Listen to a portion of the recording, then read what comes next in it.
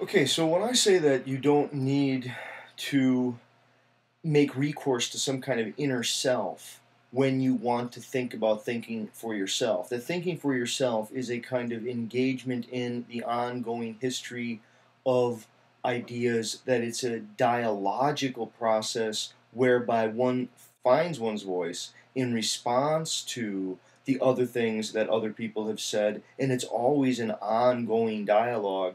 I don't think that any of that means that one needs to get a formal education through a university.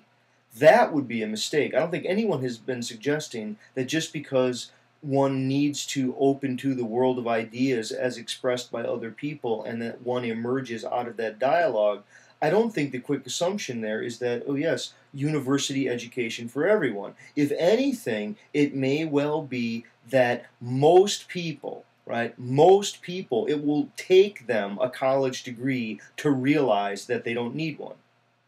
Yeah, there's the irony. It's gonna require a degree for them to realize they don't need one. I don't think anyone really needs a college education. The only reason you need a college education is because there are some people out there who are so stupid that they can't recognize an intelligent person when they see one or when they interact with one, so that they need some sort of credential to rely upon.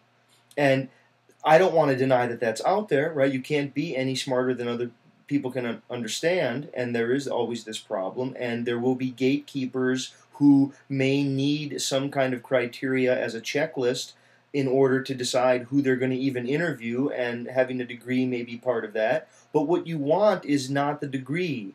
A person who goes through college and simply has a degree, it might as well be a piece of toilet paper, because that's all it is a piece of paper. It's a piece of paper. What you want are the skills, the capacities, the competencies that evince someone who is well educated, someone who is thoughtful, someone who can critically reflect, someone who is capable of making judgment with discernment.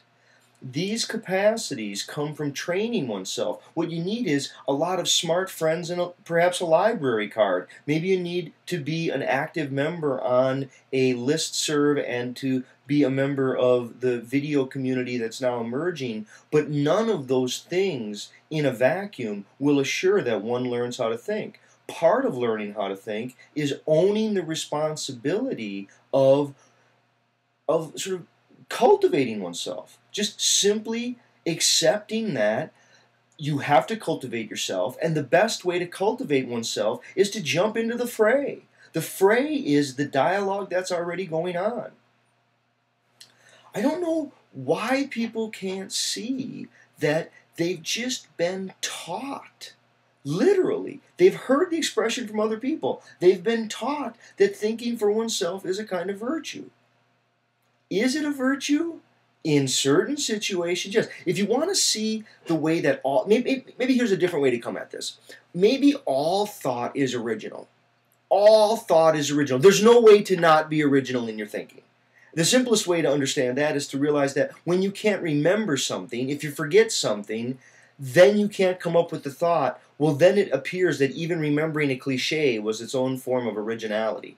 Mind itself is an accomplishment. It's not like there is a container that is your mind, and then there's these files in that are there or not there, that you're either recalling them or, I mean, the file that you can't recall, to say that it's really there, that's part of the problem. Memory itself is very different than a physical container, right? It's not as if your mind is a container that holds memories in it like rocks are in a shoebox. I think too many people are not critically aware of the degree to which every instant, every moment is a once occurrent, absolutely unique moment.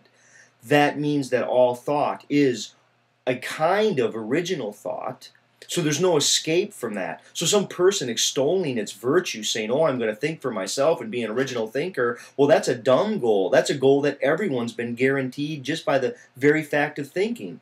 And you can prove that to yourself. Just be unable to come up with a thought. When you're unable to come up with a thought, you're showing yourself that thought is an ongoing event and an accomplishment.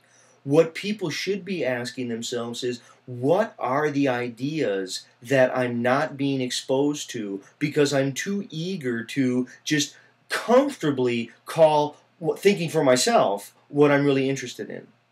if you really want to think, I mean, be a thinker. And by that I mean spend the life that you have enjoying the greatest thoughts that have been thought by humanity. It's pretty presumptuous to imagine that you're going to come up with them all on your own. It may well be that creativity is a outcome of discipline, of hard work and of struggle. And if you actually take the time to hear the first voice, and by that I mean any of the people who've lived before you, and to engage them on their terms, in their words, if you actually struggle to do that, you may come to have a mind, a genuine mind, a mind that is able to accomplish original thought, and people will be impressed when you speak. But I wonder how many people seem to want to believe that some people are just smart and you're born that way, and then other people, no, they're just dumb. I think people who want to believe that, they have a vested interest in that, on both ways. Right? For some people, they like to think that they're always going to be smart without even having to try to go to the library and study. And other people, it's a license for not even trying because, hell, they're just inevitably going to be dumb. More people need to realize that you exist only in dialogue and that you can radically cultivate your mind. Radically cultivate it. You can change yourself from the inside out. It's just going to take a long time. It will take many years of devoted study. But, that said, if you really want to think for yourself, ask yourself, who is the self that you want to think? The immediate self right here that you're perhaps pandering to, or the self who you're going to be 10 years from now?